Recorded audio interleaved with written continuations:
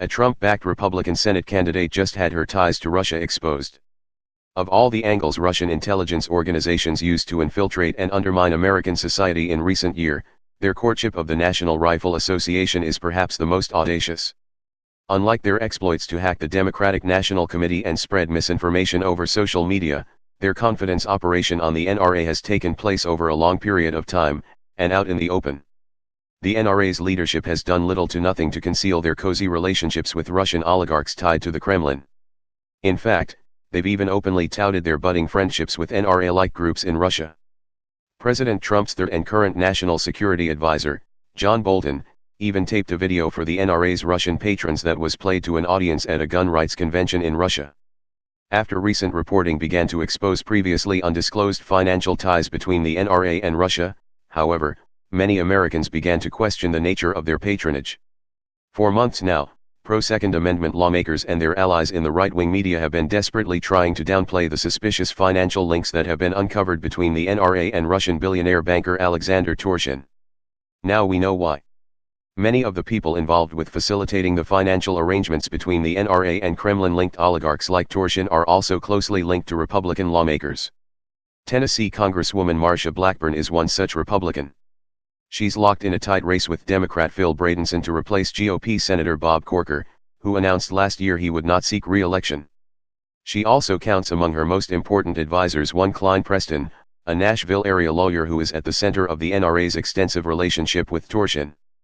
Preston first introduced Torshin to then-president of the NRA David Keene in 2011, the Tennessean reported in March. The pair later attended the NRA's annual convention in Nashville in 2015. This confirmed link to one of Putin's closest oligarchs has put Preston's relationship with Representative Blackburn under intense scrutiny. But Blackburn's representatives have declined to offer any clarification of Preston's role within the campaign. When asked by the Tennessean back in March to comment on their report, they dodged completely. A spokeswoman for Blackburn declined to answer specific questions about Preston's work for the campaign or his relationship with her or her family members.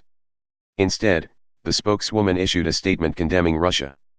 Congressman Blackburn believes Russia is not our friend, the statement read, and she thinks we need to treat Russia like any bully.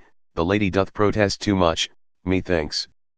Preston has offered little to no clarification either, saying only that they were longtime family friends.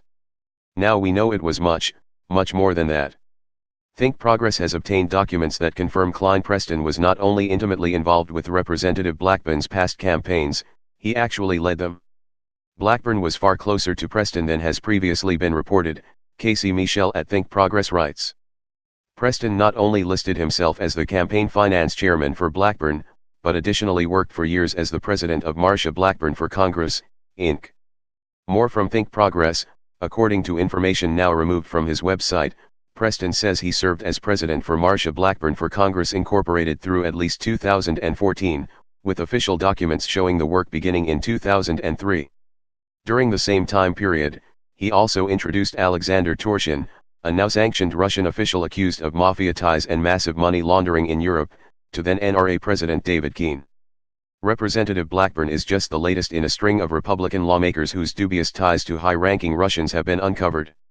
When Special Counsel Robert Mueller finally concludes his investigation into Russia's multifaceted operation to undermine the 2016 presidential election and tip the scales in Donald Trump's favor, expect there to be plenty more like her.